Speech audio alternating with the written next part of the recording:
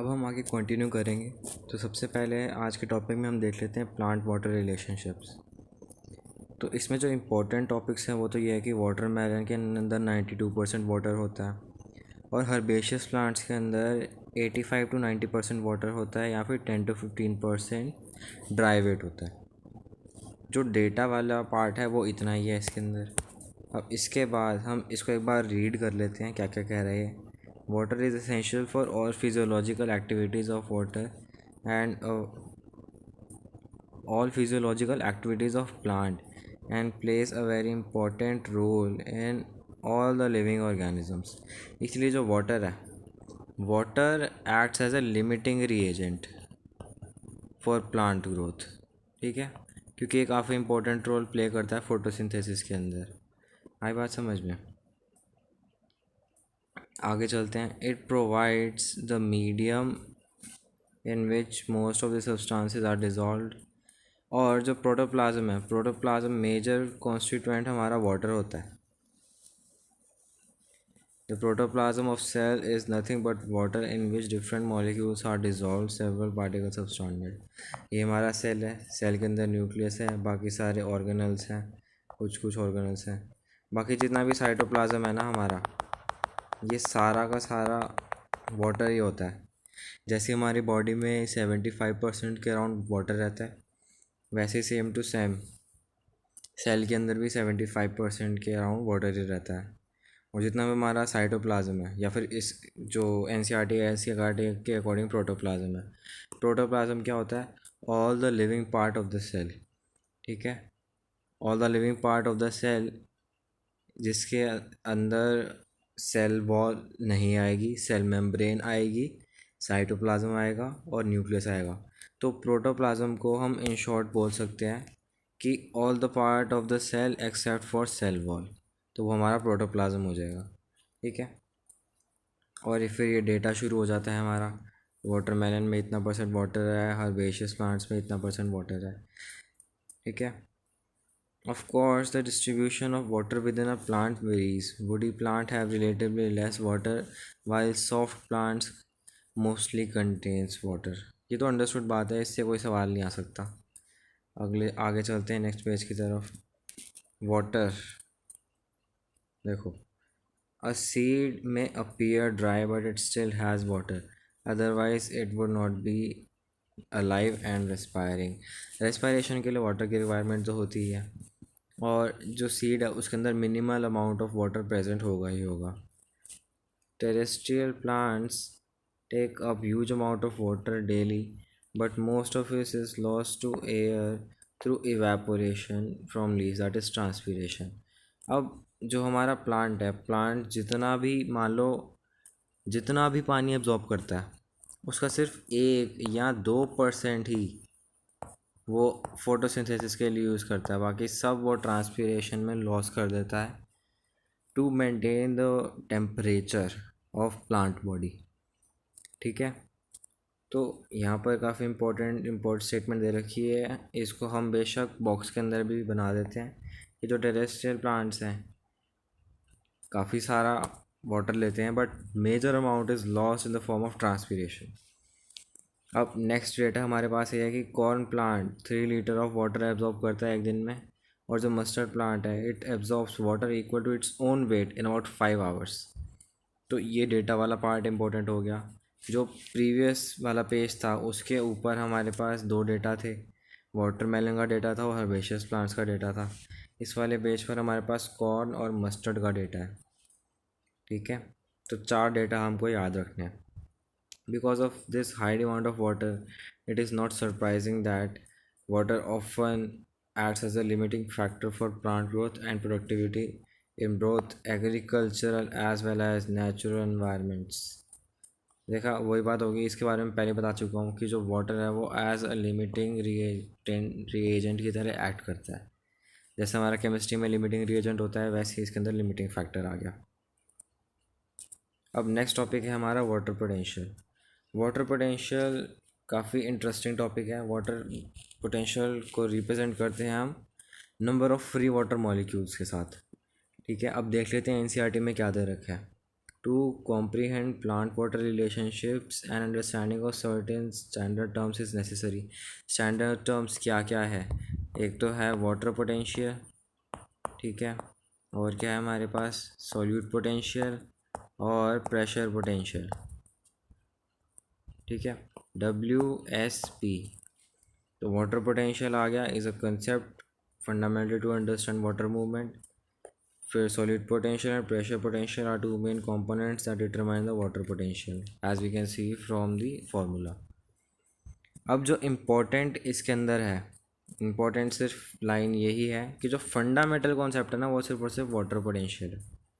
Water potential is a fundamental concept. बाकी जो solid potential और प्रेशर पोटेंशियल है वो उसके फैक्टर्स हैं। Water molecules possess kinetic energy. In liquid and gaseous forms, they are in random motion that is both rapid and constant. The greater the concentration of water in a system, greater will be its water potential and greater its kinetic energy or water potential. अब एक system के अंदर जितने ज़्यादा water के molecules होंगे, मतलब वो सॉल्यूशन जितना ज़्यादा हाइपोटोनिक होगा, जितना ज़्यादा डाइल्यूट होगा, उतना ज़्यादा उसका वाटर पोटेंशियल होगा, क्योंकि वाटर पोटेंशियल का मतलब होता है number of free water molecules. आई बात समझ में? तो greater the concentration of water in a system, water molecule ज़्यादा होंगे तो उनकी काइनेटिक एनर्जी भी ज़्यादा होगी। क्यों? क्योंकि देखो, अब अगर वाटर मॉलिक्यूल्स का नंबर ज़्यादा है तो फ्री वाटर मॉलिक्यूल्स का नंबर भी ज़्यादा होगा, तो वो नंबर ऑफ वाटर मॉलिक्यूल्स जो सॉल्यूट के साथ बाइंड हो रखे होंगे वो कम होगा। जो वाटर मॉलिक्यूल सॉल्यूट के साथ बाइंड हो रखे हैं उनकी एनर्जी, जो काइनेटिक एनर्जी है वो कम रहेगी, ठीक है, क्योंकि वो सॉल्यूट के साथ बाइंड हो चुके हैं। बट जो फ्री वाटर मॉलिक्यूल्स हैं उनकी काइनेटिक एनर्जी ज़्यादा रहेगी। तो जितने ज़्यादा number of free water molecules उतनी ज़्यादा काइनेटिक एनर्जी रहेगी वाटर मॉलिक्यूल्स की, और उतना ज़्यादा वाटर पोटेंशियल होगा। आई बात समझ में? तो अगर मैं ये तीन चीज़ों में से कुछ भी बोल दूँ कि greater concentration of water in a system या फिर ग्रेटर काइनेटिक एनर्जी या फिर ग्रेटर वाटर पोटेंशियल, तीनों एक ही चीज़ है। आई बात समझ में? अब इससे साफ जाहिर होता है कि जो प्योर वाटर है, प्योर वाटर के लिए जो वाटर पोटेंशियल होगा वो मैक्सिमम होगा, क्योंकि प्योर वाटर के अंदर सॉल्यूट है ही नहीं, सारा का सारा पानी ही है। तो फ्री वाटर मॉलिक्यूल्स का नंबर मैक्सिमम होगा, जिसको हम वाटर पोटेंशियल कहते हैं, और उसकी वैल्यू होती है ज़ीरो के बराबर। जैसा हमारा पोटेंशियल एनर्जी होता है, पोटेंशियल एनर्जी की वैल्यू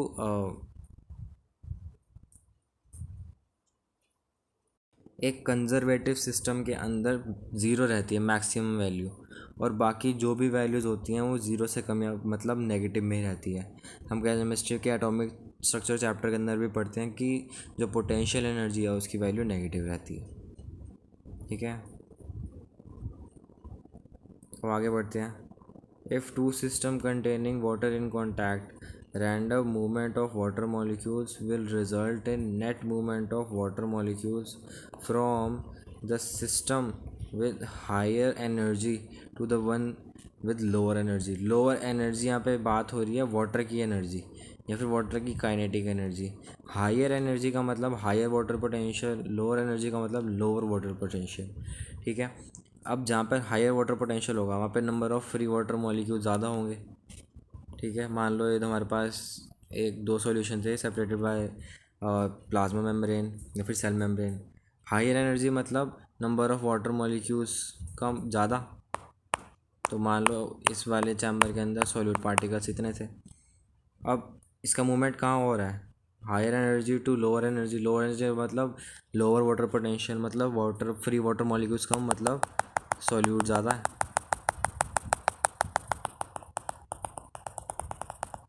और एनसीईआरटी की इस स्टेटमेंट के अकॉर्डिंग मूवमेंट का होगा यहाँ से यहाँ होगा।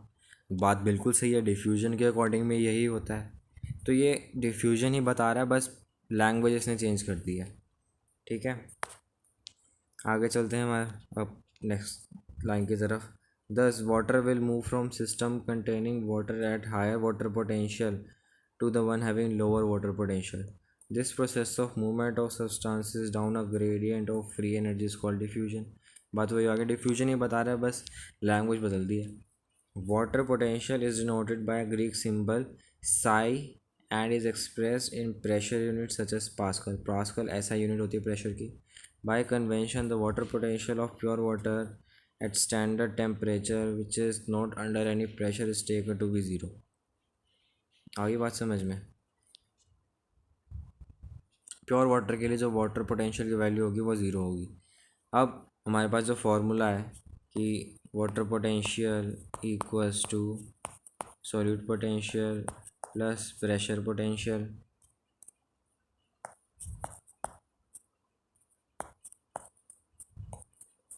इससे अगर कोई प्रेशर अप्लाई नहीं कर रखा हमने, not under any pressure standard conditions पर, ठीक है, हमने कोई भी प्रेशर अप्लाई नहीं कर रखा, उस केस के अंदर जो प्रेशर पोटेंशियल है उसकी वैल्यू ज़ीरो हो जाएगी। अब प्योर वाटर के लिए प्रेशर पोटेंशियल की वैल्यू ज़ीरो है तो जो वाटर पोटेंशियल होगा वो सॉल्यूट पोटेंशियल के बराबर होगा। आगे बात समझ में। तो जो वाटर पोटेंशियल है वो सॉल्यूट पोटेंशियल के ही बराबर होता है, इसीलिए हम कहते, अब हम बोलेंगे कि जो सॉल्यूट पोटेंशियल है वो और कुछ नहीं है, वो सिर्फ और सिर्फ वाटर पोटेंशियल ही है। आगे बात समझ में। अब नेक्स्ट पैराग्राफ की तरफ चलते हैं। If some solute is dissolved in pure water, the solution has fewer water molecules and concentration of water decreases, water की concentration decreases but जो solution की concentration है it increases, reducing its water potential. Hence all solution have a lower water potential than pure water. और बाकी सब अगर solution है ना तो उसका जो वाटर पोटेंशियल होगा वो हमेशा नेगेटिव होगा, क्योंकि प्योर वाटर का वाटर पोटेंशियल हम ज़ीरो लेट करके चलते हैं। The magnitude of this lowering due to dissolution of solute is called solute potential. अभी हमने ऊपर देखा था कि जो सोल्यूट पोटेंशियल है वो और कुछ नहीं है, वो वाटर पोटेंशियल के बराबर ही है। बट एनसीईआरटी में ये जो डिफ़ाइन दे रखी है इसके हिसाब से भी चलना पड़ेगा हमको, क्योंकि क्वेश्चन जो आएंगे वो एनसीईआरटी के लाइनर से ही आएंगे, ठीक है। तो एनसीईआरटी में जो लाइन है वो काफ़ी इंपॉर्टेंट हो जाती है यहाँ पे हमारे लिए कि the magnitude of this lowering, जब हम सॉल्यूट डालते हैं प्योर वाटर के अंदर तो जो गिरावट आती है वाटर पोटेंशियल के अंदर वही सॉल्यूट पोटेंशियल के बराबर है, ठीक है। ये क्लासिकल डेफिनेशन है, इसी कोई एक्सप्लेनेशन नहीं है, बट हमें ये चीज़ याद रखनी है कि जो सॉल्यूट पोटेंशियल है it is equal to water potential. The more the solute molecules, lower is the water solute potential. अब देखो सॉल्यूट मॉलिक्यूल्स जितने ज़्यादा होंगे जो वाटर पोटेंशियल है वो भी उतना ही कम होगा, वाटर पोटेंशियल कम होगा तो सॉल्यूट पोटेंशियल भी कम हो जाएगा या फिर मोर नेगेटिव हो जाएगा, ठीक है। क्योंकि जो सॉल्यूशन है उसके लिए जो वाटर पोटेंशियल है वो हमेशा नेगेटिव रहता है तो सॉल्यूट पोटेंशियल भी नेगेटिव रहेगा। अब नेगेटिव साइड में जितनी ज़्यादा वैल्यू बढ़ेगी तो ओवरऑल वैल्यू तो उतनी ज़्यादा कम होती जाएगी ना, ठीक है। इसीलिए यहाँ पे बोल रखा है more negative. For a solution at atmospheric pressure water potential is equal to solute potential, क्योंकि हमारे पास फार्मूला दे रखा है कि जो वाटर पोटेंशियल है equal to solute potential plus pressure potential, ठीक है। यहाँ से जब प्रेशर ज़ीरो हो जाएगा, एटमॉस्फेरिक प्रेशर पर एक्सटर्नल प्रेशर ज़ीरो है तो उस केस के अंदर water potential is equal to solute potential. अब नेक्स्ट आगे पैराग्राफ की तरफ बढ़ते हैं। If a pressure greater than atmospheric pressure is applied to pure water और a solution its pressure potential increases. फार्मूले से क्लियर है कि जो वाटर पोटेंशियल है it is equal to solute potential plus pressure potential. अब जो सॉल्यूट वाटर पोटेंशियल है वो भी नेगेटिव रहता है, सॉल्यूट पोटेंशियल भी नेगेटिव रहता है, बट जो प्रेशर है अगर नहीं लग रहा होगा तो ज़ीरो होगा, लग रहा है तो इसकी वैल्यू पॉजिटिव हो जाएगी। जैसे जो ऊपर लाइनर है ये वाला इसके अंदर बोल रखा है कि प्रेशर अप्लाई हो रहा है तो इसकी वैल्यू पॉजिटिव है, पॉजिटिव होने की वजह से जो वाटर पोटेंशियल है उसकी वैल्यू बढ़ जाएगी, ठीक है। इसीलिए हम बोलते हैं कि if pressure greater than atmospheric pressure is applied to pure water its water potential increases. It is equivalent to the pumping water from one place to another. Can you think of any system in your body where pressure is build up. ये सारी जो lines हैं ये किसी ना काम की है, इसमें से कभी सवाल नहीं आने वाला, ठीक है। Pressure can build up in a plant system when water enters a plant cell due to diffusion causing pressure buildup against cell wall, this is called turgor pressure. तो ट्रगर प्रेशर की डिफाइन है। Turgor pressure क्या होता है मान लो हमारे पास कोई beaker है, बीकर के अंदर हमने एक प्लांट सेल ले लिया। अब जो बाहर सॉल्यूशन है वो हमारे पास जो सॉल्यूशन है वो हमारा हाइपोटोनिक सॉल्यूशन है। अब हाइपोटोनिक सॉल्यूशन है तो अंडरस्टूड है कि बाहर कंसनट्रेशन कम रहेगी, अंदर कंसनट्रेशन ज़्यादा रहेगी, तो मूवमेंट ऑफ जो वाटर होगा वो बाहर से अंदर की तरफ होगा, तो सेल का जो साइज़ है वो बढ़ जाएगा। ठीक है, सेल का जो साइज़ है वो पहले कुछ था, अब बढ़ जाएगा उसका साइज़। तो पानी अंदर जाने की वजह से वॉल के ऊपर एक प्रेशर लगेगा, और जो वॉल है वो रिजिड होती है तो वॉल भी वापस प्रेशर लगाएगी। तो जो टर्गर प्रेशर होता है it is equal to wall pressure. But अगर हम डायरेक्शन की बात करें तो वो अपोजिट डायरेक्शन हो जाएगी। ठीक है, दोनों का मैग्नीट्यूड सेम रहेगा, बस डायरेक्शन अपोजिट हो जाएगी। क्योंकि हाइपोटोनिक सॉल्यूशन के अंदर जो प्लांट सेल है वो बर्स्ट तो नहीं हो रहा ना, जितना प्रेशर वाटर जो अंदर गया उसने वॉल पर लगाया उतना ही प्रेशर वॉल को वापस अंदर की तरफ लगाना पड़ा सेल के अंदर, ताकि वो बर्स्ट ना हो। इसीलिए जो टर्गर प्रेशर है it is equal to wall pressure. ठीक है, और ऊपर यहाँ पे बॉल भी यही रखा है कि pressure can build up in a plant system when a water enters a plant cell due to diffusion causing pressure build up against the cell wall. This is called turgor pressure. This increases the pressure potential. The pressure potential is usually positive, though in plants negative potential or tension in water column in xylem plays a role in water transport up the stem. Pressure potential is denoted by psi p। अब इस paragraph की importance काफ़ी ज़्यादा बढ़ जाती है, क्योंकि ये इसके अंदर काफ़ी रहस्य मतलब छुपा कर इन्फॉर्मेशन दे रखी है। देखो,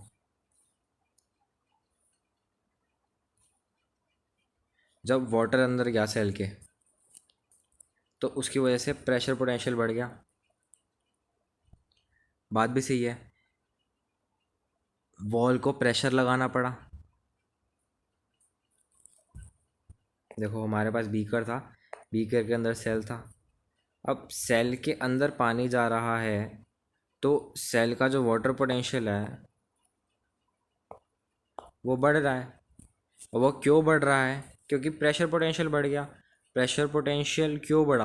क्योंकि वॉल को इधर अंदर की तरफ प्रेशर लगाना पड़ा ड्यू टू टर्गर प्रेशर।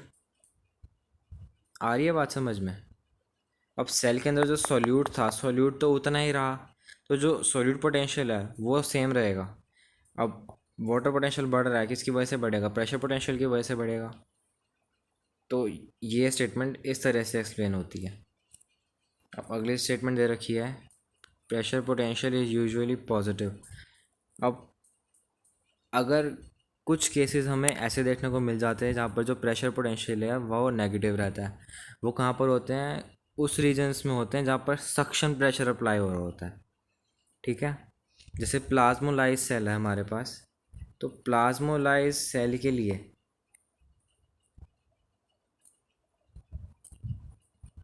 ये हमारे पास प्रोटोप्लाज्म है जो श्रिंक हो चुका है। ठीक है, सेल वॉल से। अब प्लाज्मोलाइज सेल में क्या हुआ? अंदर का जो पानी था वो बाहर चला गया, तो जो वाटर पोटेंशियल है वो कम हो जाएगा। वाटर पोटेंशियल कम हो रहा है, इसका मतलब क्या हुआ? जो प्रेशर पोटेंशियल है वो कम हो गया।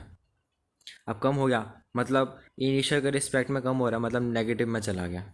इसीलिए हम बोलते हैं कि water potential is usually positive, though in plant negative pressure potential or tension in the water column in xylem plays a major role in transport system up the stem। अब ये वाली जो स्टेटमेंट है इसको समझते हैं। यह है हमारा प्लांट। ठीक है, ये है नीचे रूट्स, वाटर का ट्रांसपोर्ट हो रहा है यहाँ से इस डायरेक्शन की तरफ, ऊपर आती जा रही है, इधर आते जा रहा है वाटर। ये हमारी लीफ है, यहाँ से ट्रांसपिरेशन के थ्रू वाटर बाहर जाता जा रहा है।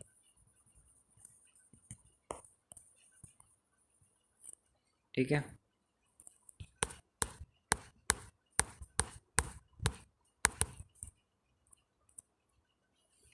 अब जब ट्रांसपिरेशन से वाटर बाहर जा रहा है तो यहाँ पे वाटर कॉलम में बीच में एम्प्टी स्पेसेस आ जाएंगे।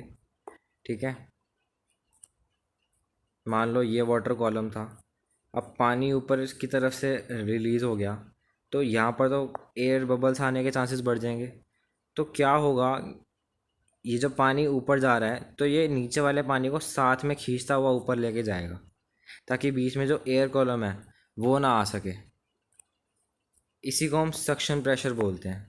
और जहाँ पर सक्शन प्रेशर होता है वहाँ पे प्रेशर पोटेंशियल जो होगा वो नेगेटिव रहेगा। ठीक है। तो जो ट्रांसपीरेशन है, ट्रांसपीरेशन जो वाटर कॉलम है उसको ब्रेक नहीं होने देता। जो स्टेम के अंदर वाटर का कॉलम है उसको ब्रेक नहीं होने देता ड्यू टू ट्रांसपीरेशन पुल। जब पानी ऊपर खींचता है, ठीक है, तो जाइलम के थ्रू खींचता है, और जाइलम का जो डायमीटर होता है वो बहुत कम होता है। तो ये कैपिलरी फैक्ट, जो कैपिलरी प्रॉपर्टी होती है वो यहाँ पर अप्लाई होती है। जब हम फिज़िक्स में पढ़ते हैं ना कि जो कैपिलरीज होती है उनका डायमीटर बहुत कम होने की वजह से उनके अंदर वाटर के वॉल्यूम में राइज आ जाता है। तो सेम केस यहाँ पर है, जो जाइलम है उसका वॉल्यूम भी बहुत कम है, उसका डायमीटर भी बहुत कम है। इसकी वजह से जब वाटर इधर जाएगा तो बीच में एयर गैप ना आए, इसके लिए जो ऊपर वाला वाटर है इसको नीचे वाले वाटर को भी अपने साथ लेके जाता है, और इसी को हम सक्शन प्रेशर बोलते हैं। इसके बारे में हम आगे पढ़ेंगे। ठीक है। और जो नीचे से वाटर का एब्जॉर्प्शन हो रहा है रूट से ऊपर की तरफ, तो वाटर तो इधर जा रहा है ना, तो जो नीचे रूट का प्रेशर होगा वो पानी को ऊपर की तरफ धक्का देगा। तो जो रूट प्रेशर है वो पॉजिटिव है, क्योंकि वो in the direction of flow work कर रहा है। बट जो हमारा ट्रांसपीरेशन पुल है वो नेगेटिव प्रेशर है, क्योंकि वो एक टाइप का सक्शन प्रेशर है। इसके बारे में एनसीईआरटी में भी दे रखा है, आगे आने वाली वीडियोस में हम चेक कर लेंगे। अभी फ़िलहाल इसको पढ़ लेते हैं एक बार। देखो, pressure potential is denoted bye psi p. Water potential of a cell is affected by both solid potential and pressure potential. This relation is shown in the form of this equation. अब next topic हमारा आता है osmosis. Osmosis को हम next video में continue करेंगे। इस video के लिए इतना काफ़ी है।